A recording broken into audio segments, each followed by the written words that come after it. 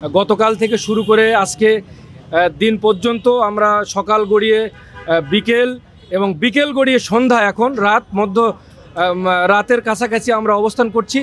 তো আমাদের কাছে এখনও পর্যন্ত আসার কোনো বাণী নেই। আমাদের দলের যে সর্বোচ্চ যিনি রয়েছেন, আমাদের ছাত্র দলকে যিনি দেখভাল করেন, আমাদের সাংগঠনিক অভিভাবক জনাব তারেক রহমানের পক্ষ থেকে এখনও পর্যন্ত কোনো আশার বাণী আমাদের কাছে পৌঁছায়নি। আমরা গণমাধ্যমের মাধ্যমে আমরা চেষ্টা করেছি যাতে ভারপ্রাপ্ত চেয়ারম্যান জনাব তারেক রহমানের কাছে আমাদের বার্তাটি পৌঁছে, বিভিন্নভাবে তাকে প্রভাবিত করার চেষ্টা করা হচ্ছে। আমাদের এই বার্তাটি যাতে না পৌঁছায়, আমরা মনে করি 56,000 বর্গমাইলের প্রতিটি ইঞ্চির বার্তা জনাব তারেক রহমানের কাছে রয়েছে।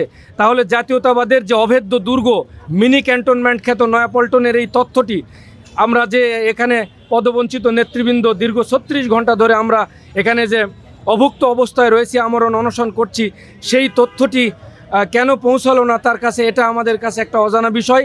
আর আরও একটি বিষয়, বিভিন্ন মহল থেকে আমাদের কাছে হুমকি আসছে, বিভিন্নভাবে বার্তা দিয়ে, মোবাইলের মাধ্যমে, যে আমাদের এখানে হামলা হতে পারে, আমাদের এই সম্পূর্ণ শান্তিপূর্ণ অহিংস কর্মসূচিকে তারা প্রশ্নবিদ্ধ করতে, আমাদের এই শান্তিপূর্ণ নিরীহ ভাইদের উপরে হামলা চালাতে পারে, এই ধরনের একটা খবর আমরা পেয়েছি। আমাদেরকে বিভিন্নভাবে থ্রেট দেওয়া হচ্ছে।